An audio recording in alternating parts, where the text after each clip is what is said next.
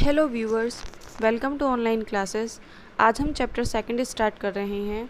भारतीय अर्थव्यवस्था 1950 से लेकर हम 1990 तक की इसमें बात करेंगे कि उस टाइम हमारे देश की स्थिति क्या थी।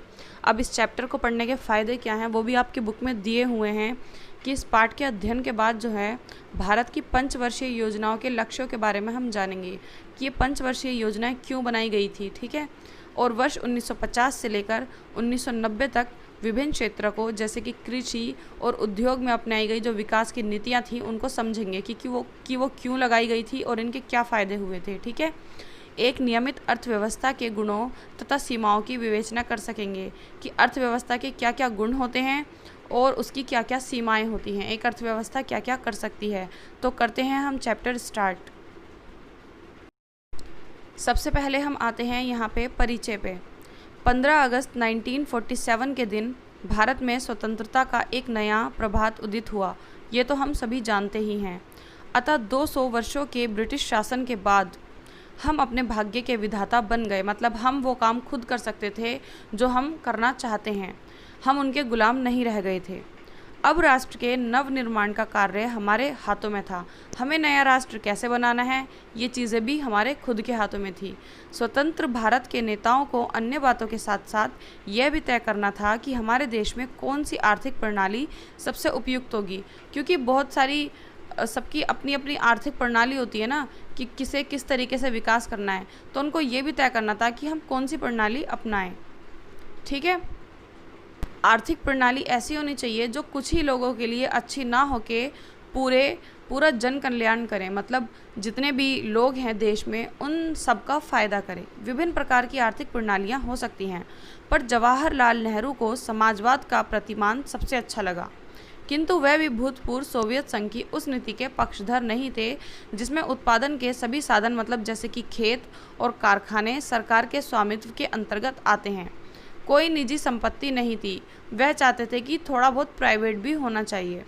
लोकतंत्र के लिए पूर्व सोवियत संघ की तरह अपने नागरिकों के भू स्वामित्व के प्रतिमानों तथा अन्य संपत्तियों को परिवर्तित कर पाना संभव नहीं था। नेहरू तथा स्वतंत्र भारत के अनेक अन्य नेताओं और चिंतकों ने मिलकर नव स्वतंत्र भारत के लिए पूंजीवाद तथा समाजवाद के अतिवादी व्याख्या के किसी विकल्प की खोज की। पूंजीवाद होता है ऐसी मशीनें लगाना जो ऐसे कल पुर्जों का निर्माण करें जो दूसरी मशीनों में लगने के काम आते हैं, जैसे कि फ्रिज, वॉशिंग मशीन, मान लीजिए आप, ये मशीनें हैं, तो इनके पुर्जे जहाँ पे बनेंगे वो पूंजीवादी मशीनें होती हैं और वो पूंजीवादी उद्योग भी होते हैं, ठीक है। फिर भी उन्होंने ऐसी आर्थिक प्रणाली अपनाई जो उनके विचार में समाजवाद की श्रेष्ठ विशेषताओं से युक्त थी, मतलब उनका मानना था कि ये समाजवाद के लिए सबसे अच्छी प्रणाली है, किंतु कमियों से मुक्त थी और इसमें कोई कमी भी नहीं थी। इसके अनुसार भारत एक ऐसा समाजवादी समाज होगा जिसमें सार्वजनिक क्षेत्रक एक सशक्त क्षेत्रक होगा, जिसके अंतर्गत निजी संपत्ति और लोकतंत्र का भी स्थान होगा। मतलब वो एक ऐसी प्रणाली चाहते थे जिसमें कुछ चीज़ें गवर्नमेंट के हाथों में हों और कुछ चीज़ें प्राइवेट हाथों में हों, जिसको हम गवर्नमेंट सेक्टर और प्राइवेट सेक्टर भी कहते हैं। अब हम यहाँ पर आते हैं बॉक्स 2.1 आर्थिक प्रणालियों के प्रकार। आर्थिक प्रणालियों के कितने प्रकार होते हैं? प्रत्येक समाज को 3 प्रश्नों के उत्तर देने होते हैं।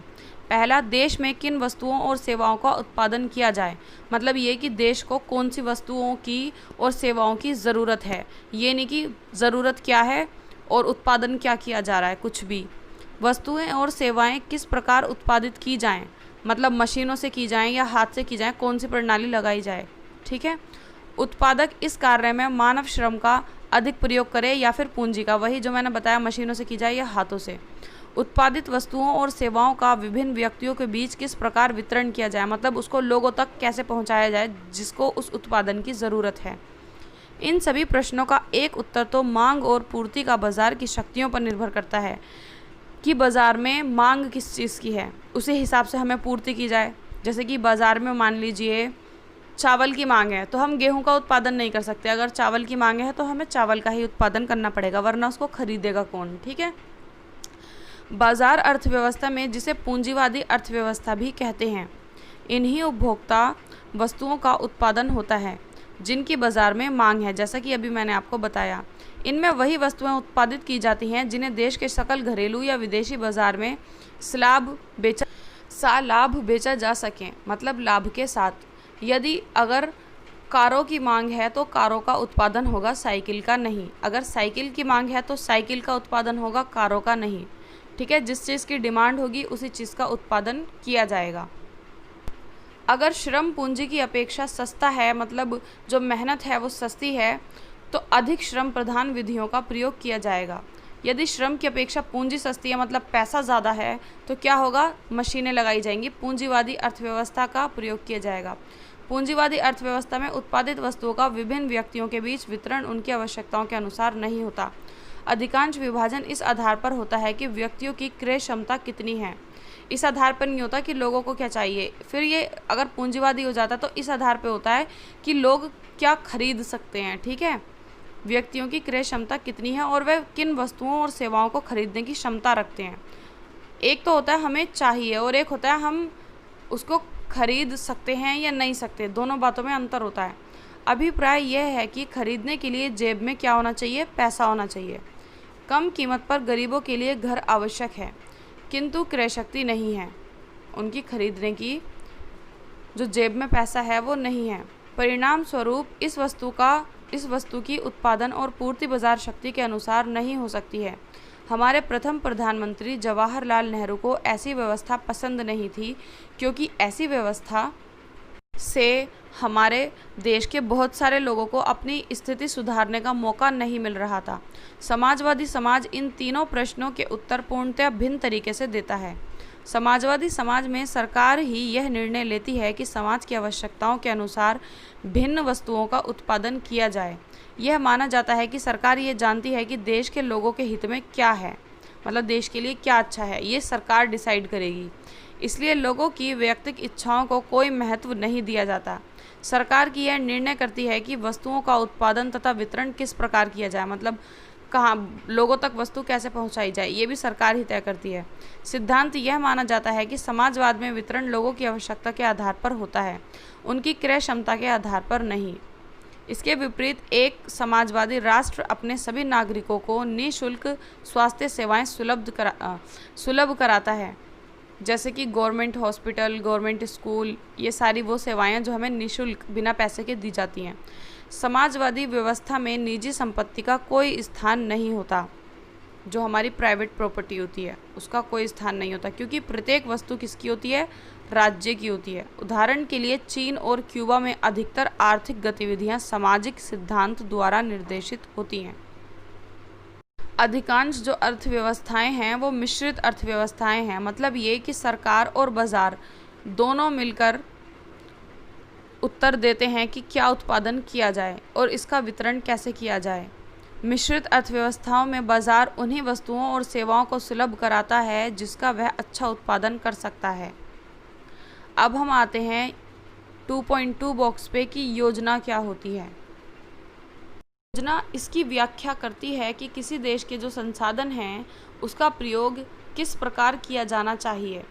योजना के कुछ सामान्य तथा कुछ विशेष उद्देश्य होते हैं जिनको एक निर्दिष्ट समय अवधि में प्राप्त करना होता है, कि मतलब इतने टाइम में हमें इतना उत्पादन करना है और जो संसाधन हैं वो सीमित होते हैं, उनका किस तरीके से उपयोग किया जाए। आई होप संसाधन आपको बहुत अच्छे से पता होगा, 10th में पढ़ा हुआ है, और नहीं समझ में आता तो आप 10th के वीडियोज़ में संसाधन के बारे में जान सकते हैं। भारत में योजनाएं 5 वर्ष की अवधि की होती हैं। भारत में जो योजनाएं होती हैं वो 5 वर्ष की टाइम की होती हैं, कि जो भी योजना होगी वो 5 वर्ष में कंप्लीट करनी होगी, और इसे इसलिए जो है पंचवर्षीय योजनाएं कहा जाता है। ठीक है, हमारे योजना के वर्ष 2017 तक के प्रलेखों में केवल 5 वर्ष की योजना अवधि में प्राप्त किए जाने वाले उद्देश्यों का ही उल्लेख नहीं किया गया है, बल्कि आगामी 20 वर्षों में प्राप्त किए जाने वाले उद्देश्यों का भी उल्लेख है। मतलब 20 वर्षीय योजना भी होती हैं, लेकिन ज़्यादा जो योजनाएं हैं वो पंचवर्षीय हैं यहाँ पे, क्योंकि कोई भी सरकार है यहाँ पे 5 वर्षों के लिए बैठती है और अपनी योजनाएं बताती है कि हम आने वाले 5 वर्षों में क्या क्या करेंगे, वही होती हैं पंचवर्षीय योजनाएं। ठीक है, यह तो संभव नहीं होगा कि सभी योजनाओं में उसके सभी लक्ष्यों को एक समान महत्व दिया जाए, लेकिन विभिन्न लक्ष्यों में कुछ अंतर्द्वंद भी हो सकता है। उदाहरण के लिए जैसे कि प्रौद्योगिकी श्रम की आवश्यकता को कम करती है। अगर हम बहुत सारी मशीनें लगा लें तो क्या होता है, बहुत सारे लोगों का रोज़गार छिन जाता है। इसलिए ये सब भी हमें देखना होता है। सिर्फ ऐसा नहीं होता कि मॉडर्नाइजेशन करना है, आधुनिकीकरण करना है, मशीनें लगानी हैं तो ज़्यादा वो होगा, मतलब ज़्यादा पैसा आएगा, लेकिन क्या होगा, वो एक ही हाथ में चला जाएगा। जो पहले 10 लोगों के हाथ में जाता था, अब मशीन से एक ही इंसान के हाथ में चला जाएगा और बाकी लोग बेरोज़गार हो जाएंगे। तो सारी चीज़ें देखनी पड़ती हैं।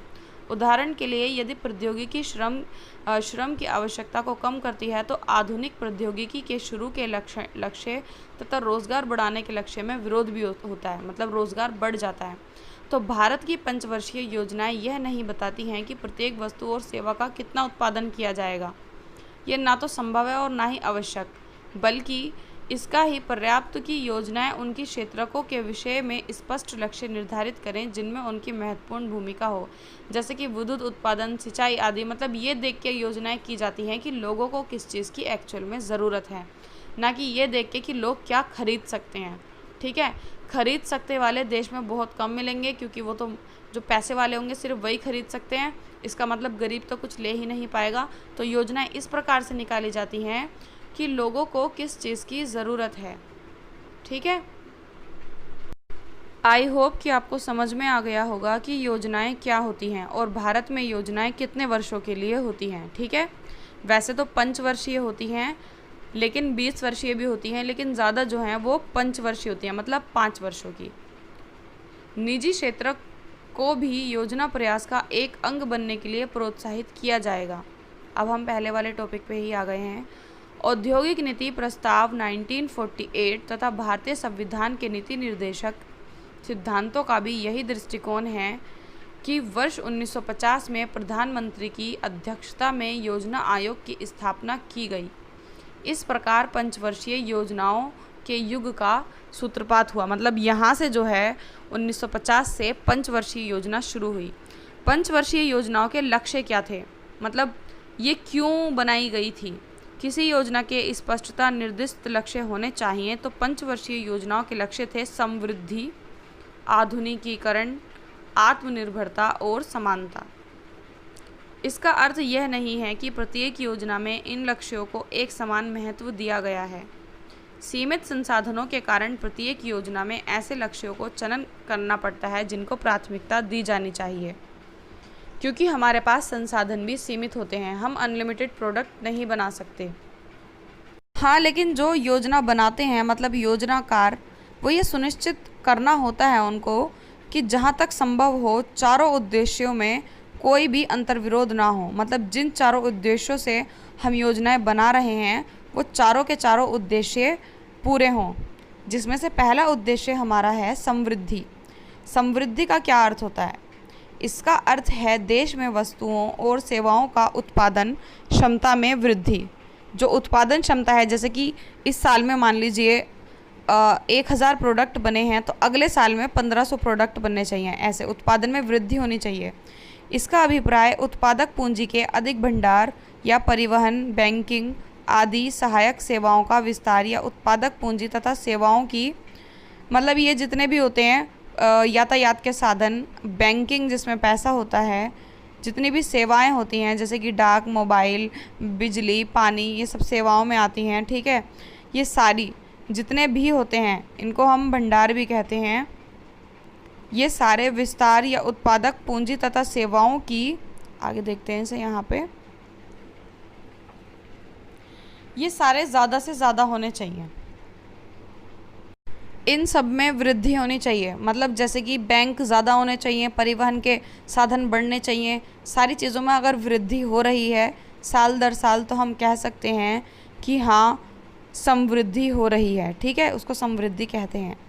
अब यहाँ पे हम आगे देखते हैं बॉक्स 2.3 जिसमें है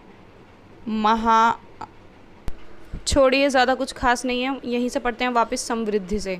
तो हम यहाँ पे थे कि ये जितनी भी सेवाएं होती हैं, परिवहन, बैंकिंग, सहायक सेवाएं, विस्तार या उत्पादन पूंजी, ये जितनी भी सेवाएं और जितने भी चीज़ें होती हैं, ये तो ये सब इनमें क्या होनी चाहिए, इनमें वृद्धि होनी चाहिए, ये बढ़ जानी चाहिए।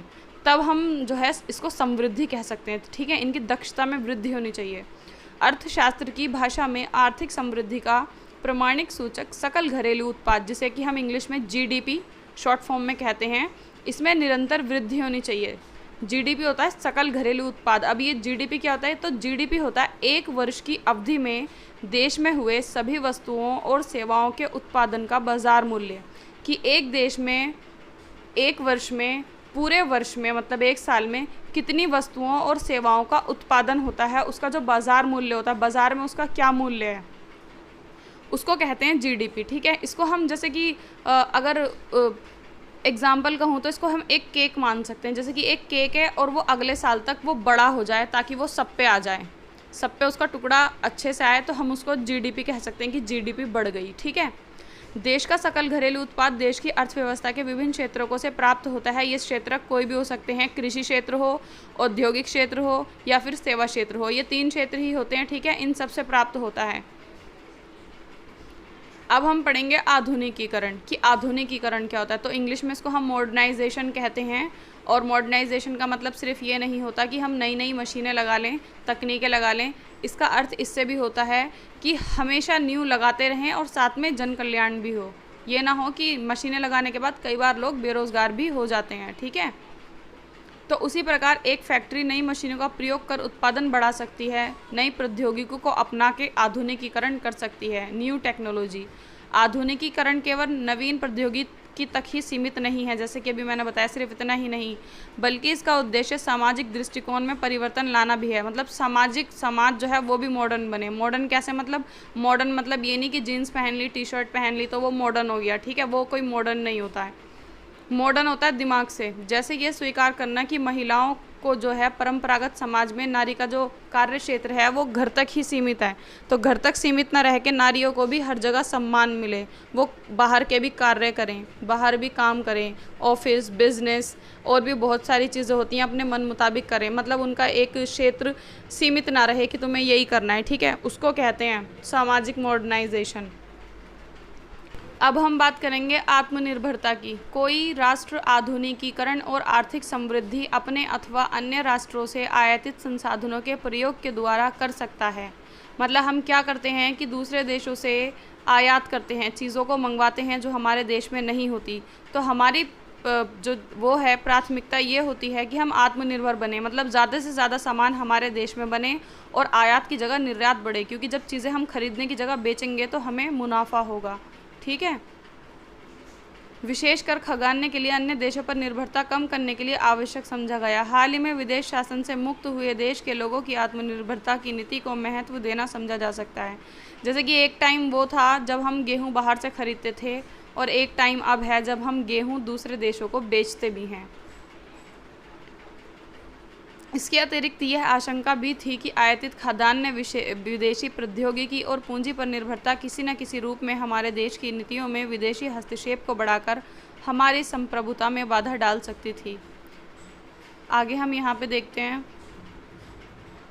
अब इसके बाद है समानता। तो समानता क्या होता है? केवल समृद्धि, आधुनिकीकरण और आत्मनिर्भरता द्वारा ही जन सामान्य के जीवन में सुधार नहीं आ सकता, समानता भी ज़रूरी है। किसी देश में उच्च समृद्धि दर और विकसित अत्याधुनिक प्रौद्योगिकी का प्रयोग होने के बाद भी अधिकांश लोग गरीब हो सकते हैं। ये सब कुछ होने के बाद भी बहुत लोग गरीब होते हैं, जैसे कि हमारे देश में है। हमारे देश में ये सारी चीज़ें हैं, उसके बाद भी इतनी गरीबी है। तो वो क्यों है? क्योंकि असमानता बहुत है यहाँ पे। यहाँ सुनिश्चित करना आवश्यक है कि आर्थिक समृद्धि के लाभ देश के निर्धन वर्ग को भी सुलभ हों। जो समृद्धि हो रही है उसका लाभ जो है गरीबों को भी मिलना चाहिए, केवल धनी लोगों तक ही सीमित ना रहे। क्योंकि क्या होता है, लाभ ज़्यादातर बिजनेसमैन को मिलता है।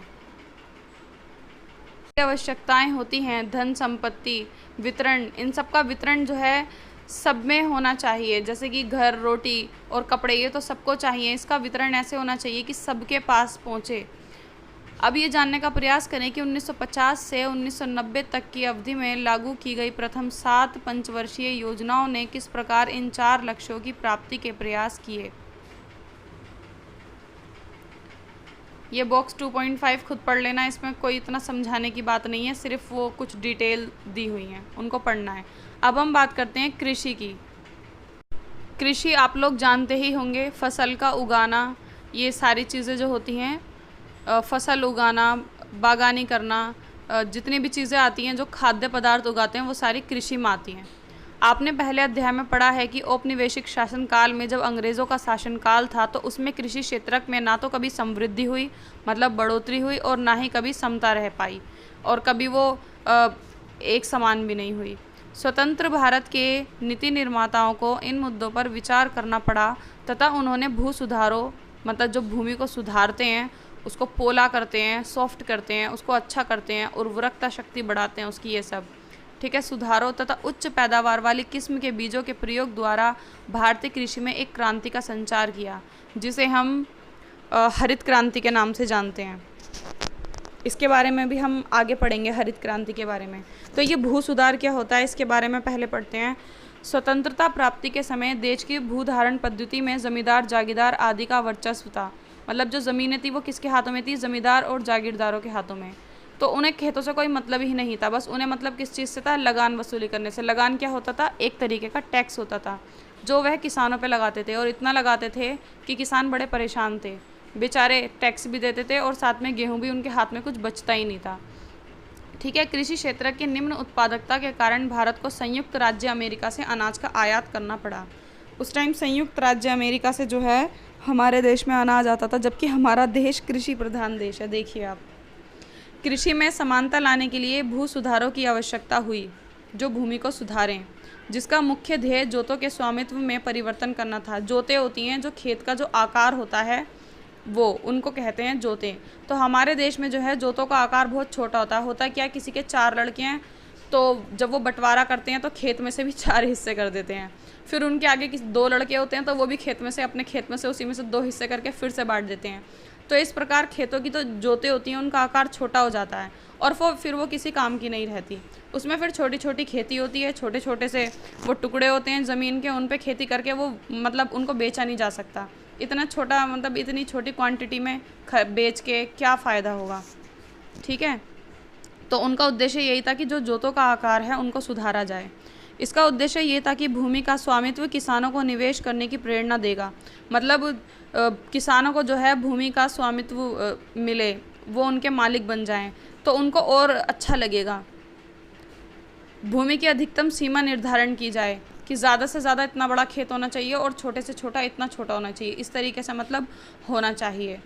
उसको हरित क्रांति के नाम से जाना जाता है। देखिए, जब ज़मीन अपनी होगी तो किसानों को भी मज़ा आएगा उसमें खेती करने में।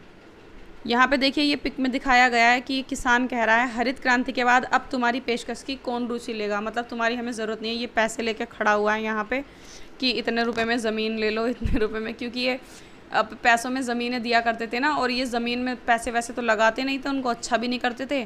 किसान खुद उसमें अपना पैसा लगाते थे, मिट्टी में उर्वरक, खाद, ये वो डालने में पैसा वेस्ट होता है, ऐसे ही थोड़ी कुछ हो जाता है।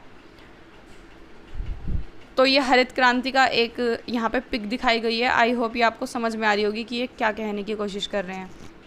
किसी व्यक्ति की कृषि भूमि के स्वामित्व की अधिकतम सीमा का निर्धारण करना। इस नीति का उद्देश्य कुछ लोगों में भू स्वामित्व के संकेंद्रण को कम करना भी था। जो भूमि के स्वामित्व थे ना, बस वो स्वामित्व बने ही जा रहे थे, स्वामी बने ही जा रहे थे, इस भूमि का भी उस भूमि का भी, मतलब ज़्यादातर भूमियाँ उनकी होती थी, तो उनका भी संकेंद्रण करना था कि इतने से ज़्यादा भूमि आप नहीं ले सकते। बिचौलियों के उन्मूलन का नतीजा यह था कि लगभग 200 लाख काश्तकारों का सरकार से सीधा संपर्क हो गया तथा वे ज़मींदारों के द्वारा किए जा रहे शोषण से मुक्त हो गए। मतलब उनका डायरेक्ट कॉन्टैक्ट जो है किसानों का, वो गवर्नमेंट से हो गया। उनको क्या ज़रूरत है, क्या ज़रूरत नहीं है, सरकार उनको बहुत ही कम पैसों में देती थी, जिससे उनका मुनाफा हो जाए और वो अपनी जो किसान का काम है वो छोड़ के ना भागें। क्योंकि देखिए, किसी काम में अगर घाटा होगा तो किसी को रुचि नहीं होगी, इंटरेस्ट नहीं होगा कोई काम करने में। ठीक है, किंतु बिचौलियों के उन्मूलन कर समानता के लक्ष्य की पूर्ण प्राप्ति नहीं हो पाई। कानून की कमियों का लाभ उठाकर कुछ भूतपूर्व जमींदारों ने कुछ क्षेत्रों में बहुत बड़े बड़े भूखंडों को फिर से घेर लिया। ठीक है, हड़प लिया।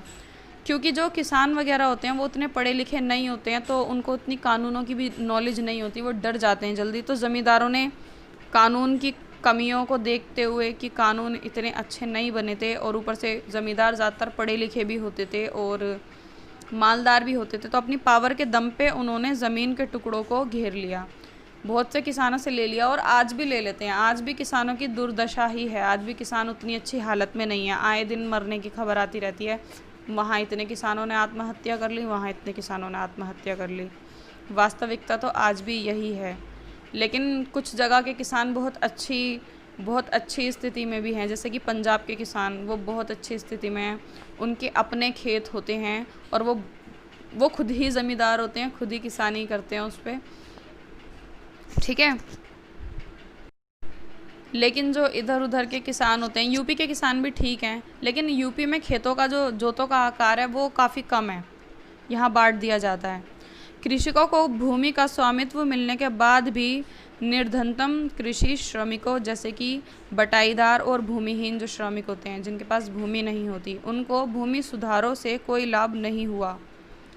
अधिकतर भूमि, क्योंकि जिनके पास भूमि होगी सरकार उन्हीं को तो उर्वरक ये सब देगी, जिसके पास भूमि नहीं है उसका क्या होगा। अधिकतर भूमि सीमा निर्धारण कानूनों में भी बाधाएं आई। मतलब जो कानून बनाए गए थे लोग उनका खूब उल्लंघन कर रहे थे, कोई इतने कानूनों को मान नहीं रहा था। बड़े ज़मींदारों ने इस कानून को न्यायालयों में चुनौती दी, मतलब मना किया कि ये कानून नहीं बनना चाहिए, जिसके कारण इसे लागू करने में देर हो गई। इस अवधि में वे अपनी भूमि निकट संबंधियों आदि के नाम कराकर कानून से बच गए। जो ज़मींदार थे उन्होंने अपने जो रिश्तेदार थे उनके नाम अपनी ज़मीनें करवा दी, क्योंकि उनसे ज़मीनें छीन कर सरकार जो है ज़मींदारों से ज़मीनें छीन कर उनको दिलवा देती ना किसानों को, तो उन्होंने देखा हमारी ज़मीनें छीन जाएंगी, उससे पहले ही वो रिश्तेदारों को बेच के भाग गए ज़मीन। कानून में भी अनेक कमियां थी, जैसे कि जिनके द्वारा बड़े ज़मींदारों ने भूमि पर अधिकार बनाए रखने के लिए लाभ उठाया, क्योंकि कानून भी उतने अच्छे नहीं थे, ठीक है। केरल और पश्चिम बंगाल की सरकारें वास्तविक किसान को भूमि देने की नीति के प्रति प्रतिबद्ध थी। इसी कारणों से इन प्रांतों में जो भूमि सुधारण हुआ है, ठीक है, भूमि सुधारण यहाँ पे बहुत अच्छा हुआ है और यहाँ पे किसानों की स्थिति भी ठीक है। उन्हें भूमि सुधारण की जो ये नीति थी इसमें काफ़ी सफलता मिली। अब आगे से नीचे पढ़ते हैं। सफलता मिली। दुर्भाग्यवश अन्य प्रांतों की सरकारों में इस तरह की प्रतिबद्धता नहीं थी। जिस तरीके से पश्चिम बंगाल की सरकार ने किया था ना, उस तरीके से यहाँ की सरकार ने उतना जोश नहीं दिखाया किसानों के लिए जितना वहाँ की सरकार ने दिखाया, और वहाँ पे ये भू सुधार कार्यक्रम को काफ़ी अच्छी सफलता मिली, मतलब किसानों के मज़े आ गए। यहाँ पे उतना नहीं हुआ, यहाँ तो कानूनों का उल्लंघन ही होता रहा और अब भी ज़्यादा अच्छी हालत नहीं है किसानों की। अब हम पढ़ेंगे हरित क्रांति के बारे में। हरित क्रांति, आई होप आपको वो पिक देख के काफ़ी हद तक तो समझ में आ ही गया होगा। स्वतंत्रता के समय देश की 75% जनसंख्या कृषि पर आश्रित थी, मतलब 75% जनसंख्या कृषि का कार्य करती थी, या तो प्रत्यक्ष सीधे तौर पे या तो अप्रत्यक्ष बिना सीधे तौर पे। जैसे कुछ लोग खेती करते थे तो कुछ लोग उखाड़ने का काम करते थे, कुछ लोग खरपतवार निकालने का काम करते थे, मतलब कुछ ना कुछ करके वो उसमें ही लगे रहते थे, ठीक है। इस क्षेत्र में उत्पादकता बहुत ही कम थी। 75% जनसंख्या कृषि में लगी हुई थी और उत्पादकता बहुत कम थी, तो सोचिए लाभ कितना कम होगा, क्योंकि पुरानी प्रौद्योगिकी का प्रयोग किया जाता था, पुराने टाइप्स की टेक्निक थी ना, इसलिए। और अधिसंख्यक किसानों के पास आधारित संरचना का भी नितांत अभाव था। जो आधारित चीज़ें होती हैं कृषि को लेके वही नहीं था, जैसे कि पानी के लिए भी मानसून पर निर्भर रहते थे, मतलब बारिश आएगी तो खेतों को पानी मिलेगा, नहीं आएगी तो नहीं मिलेगा। तो किसानों को कठिनाई होती थी क्योंकि उन्हें सिंचाई सुविधाएं उपलब्ध नहीं थी, सिंचाई जिनसे खेतों को पानी मिलता है, यह सुविधा कुछ ही किसानों के पास थी। औपनिवेशिक काल का कृषि गतिरोध हरित क्रांति से स्थायी रूप से समाप्त हो गया। इसका तात्पर्य उच्च पैदावार वाली किस्मों के बीजों, जिनको हम इंग्लिश में शॉर्ट फॉर्म में HYV कहते हैं। अब यहाँ पे बच्चे HIV भी समझ लेते हैं, HIV बीमारी होती है, ये HYV है, ठीक है। विशेषकर गेहूं तथा चावल उत्पादन में वृद्धि से था, कि गेहूं और चावल की वृद्धि ज़्यादा हो जाए, क्योंकि ये जो हैं ये सभी की ज़रूरत होती है। विशेषकर गेहूं तथा चावल उत्पादन में वृद्धि से इन बीजों के प्रयोग के लिए पर्याप्त मात्रा में उर्वरकों, कीटनाशकों तथा निश्चित जल पूर्ति की भी आवश्यकता थी। उर्वरक जो कि मिट्टी में मिलाई जाती है जिससे कि पौधे अच्छे और तेज़ी से उगते हैं, और कीटनाशक जो खराब पौधे होते हैं उनको, और कीट पतंग जो होते हैं, कीड़े मकोड़े, उनको मारने के लिए, तथा निश्चित जल पूर्ति की आवश्यकता थी। इन आगतों का सही अनुपात में प्रयोग होना भी बहुत ही महत्वपूर्ण था। बीजों की अधिक पैदावार वाली किस्मों से लाभ उठाने वाले किसानों को सिंचाई की विश्वसनीय सुविधाओं और उर्वरकों तथा कीटनाशकों आदि की खरीदारी के लिए वित्तीय सहायता चाहिए थी, क्योंकि इन सबको खरीदने के लिए ये उर्वरक, सिंचाई, कीटनाशक महंगे आते हैं, पैसा भी तो चाहिए, तो इनकी संसाधनों के लिए पैसों की ज़रूरत थी। अतः हरित क्रांति के पहले चरण में लगभग 1960 के दशक के मध्य से 1970 के दशक के मध्य तक, ठीक है, HYV बीजों का प्रयोग पंजाब, आंध्र प्रदेश और तमिलनाडु जैसे अधिक समृद्ध राज्यों तक ही सीमित रहा, क्योंकि ये समृद्ध राज्यों में आते हैं ना, यहाँ के किसान भी अच्छे मालदार होते हैं। इसके अतिरिक्त HYV बीजों का लाभ केवल मतलब यहाँ पे ज़्यादा मिलता रहा, क्योंकि यहाँ पे बड़े बड़े जोतों के खेतों का जो आकार है वो बड़े बड़े होते हैं, और जो है मतलब डिवाइड नहीं होते हैं ये, और ऊपर से उनके पास पैसा भी होता है, वो खुद ही ज़मींदार होते हैं, पढ़े लिखे भी होते हैं और अच्छी कंडीशन में होते हैं। कुल मिला के वो अच्छी कंडीशन में होते हैं हर तरीके से, ठीक है। अब यहाँ पे हम आगे पढ़ेंगे साइड में। HYV बीजों से गेहूं पैदा करने वाले क्षेत्रों को ही मिल पाया, ठीक है। हरित क्रांति के द्वितीय चरण, जिसे कि हम 1970 के दशक के मध्य से लेकर 1980 तक कह सकते हैं, उसमें HYV बीजों की प्रौद्योगिकी का विस्तार कई राज्यों तक पहुंचा और कई फसलों को लाभ भी हुआ। इस प्रकार हरित क्रांति प्रौद्योगिकी के प्रसार से भारत को खाद्यान्न उत्पादन में आत्मनिर्भरता प्राप्त हुई, क्योंकि पहले हम गेहूं जो है संयुक्त राज्य अमेरिका से मंगवाते थे, और इस टाइम तो आते आते हाल ये है कि अब हमारा देश निर्यातक भी है, निर्यात भी करता है। अब तो खैर फिर भी पहले से बहुत अच्छी कंडीशन है। यदि किसान बाज़ार में बेचने की जगह इस उत्पादन का अधिकांश भाग स्वयं ही उपभोग करें तो अधिक उत्पादन से अर्थव्यवस्था पर कुल मिलाकर कोई फ़र्क नहीं पड़ेगा। मतलब अब कंडीशन ऐसी है हरित क्रांति के बाद, अगर किसान अपना गेहूं ना बेच के वो खुद भी खाने लग जाएं, उसको सिर्फ अपने घर के लिए उत्पादन करें, तब भी देश पे कोई फ़र्क नहीं पड़ेगा, ठीक है। तब भी सबको जो है गेहूं, चावल ये सब मिलता रहेगा। किसानों द्वारा उत्पादन का बाज़ार में बेचा गया अंश ही विपणित अधिशेष कहलाता है। जो वो बाज़ार में बेचते हैं ना गेहूं, जो अपने खाने के लिए रखते हैं, उसको कुछ नहीं कहते हैं, जो बाज़ार में बेचते हैं उसको विपणित अधिशेषण कहते हैं, ठीक है। हरित क्रांति काल में किसान अपने गेहूं और चावल के अतिरिक्त उत्पादन का अच्छा खासा भाग बाज़ार में बेच रहे थे। इसके फलस्वरूप खाद्यान्नों की कीमतों में उपभोग की अन्य वस्तुओं की अपेक्षा कमी आई। अपनी कुल आय के बहुत बड़े प्रतिशत का भोजन पर खर्च करने वाले निम्न आय वर्गों को कीमत में इस सापेक्ष कमी से बहुत लाभ हुआ। हरित क्रांति के कारण सरकार पर्याप्त खाद्यान्न प्राप्त कर सुरक्षित स्टॉक बना सकी, जिसे खाद्यान्नों की कमी के समय प्रयोग किया जा सकता है। जैसे कि कभी सूखा पड़ जाती है या फिर फसल उत्पादन अच्छा नहीं होता, तो क्या होता है, जो स्टॉक है उसमें से माल लिया जाता है, ठीक है। यद्यपि हरित क्रांति से देश बहुत लाभान्वित हुआ, पर यह प्रौद्योगिकी पूरी तरह निरापद नहीं हुई। एक जोखिम यह था कि इससे छोटे और बड़े किसानों के बीच असमानताएं बढ़ने की संभावनाएं थी, क्योंकि बड़े किसानों को इससे ज़्यादा लाभ था, क्योंकि केवल बड़े किसान अपेक्षित आगतों को खरीदने में सक्षम थे। जो चीज़ें सरकार प्रोवाइड करा रही थी वो बड़े किसान ज़्यादा आसानी से खरीद पा रहे थे, जिससे उन्हें हरित क्रांति का अधिकांश लाभ प्राप्त हो जाता था। इसके अतिरिक्त इन फसलों में कीटनाशकों के आक्रमणों की भी संभावनाएं अधिक होती हैं। ऐसी दशा में इस प्रौद्योगिकी को अपनाने वाले छोटे किसानों की फसल का सब कुछ नष्ट हो जाता है। सौभाग्यवश सरकार द्वारा किए गए कुछ उपायों के कारण ये आशंकाएं सत्य साबित नहीं हुई, क्योंकि सरकार ने क्या किया, छोटे किसान जब नहीं खरीद पा रहे थे कुछ, तो सरकार ने निम्न ब्याज दर पर छोटे किसानों को ऋण दिए और उर्वरकों पर आर्थिक सहायता दी, ताकि छोटे किसान भी जो हैं इसका फ़ायदा ले सकें।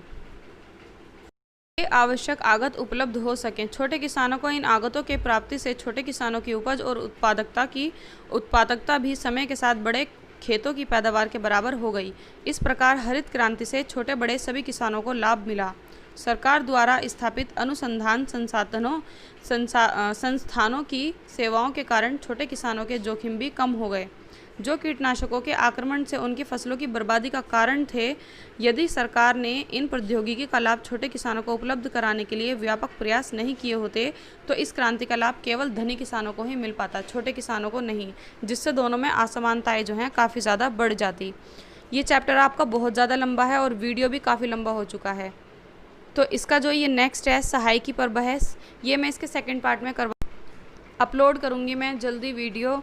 अगर आपको वीडियो अच्छी लगे तो वीडियो को लाइक करें, चैनल को सब्सक्राइब करें और ये जो बेल आइकन है इसको भी प्रेस कर दें, क्योंकि अगर जब मैं नेक्स्ट वीडियो अपलोड करूँगी अगर आप देखना चाहते हैं तो आपके पास नोटिफिकेशन आ जाएगा। और अगर आप और भी वीडियोस देखना चाहते हैं स्टैटिस्टिक्स की या फिर इकोनॉमिक्स की, इस बुक की, तो आप मेरे चैनल पे जाके प्लेलिस्ट में जाके देखिए। वहाँ पे आपको काफ़ी सारी जो वीडियो हैं, कुछ वीडियो अभी मैंने डाली हैं 4-5, वो आपको मिल जाएंगी, आप वहाँ से देख सकते हैं। मिलते हैं नेक्स्ट वीडियो में, तब तक के लिए बाय बाय।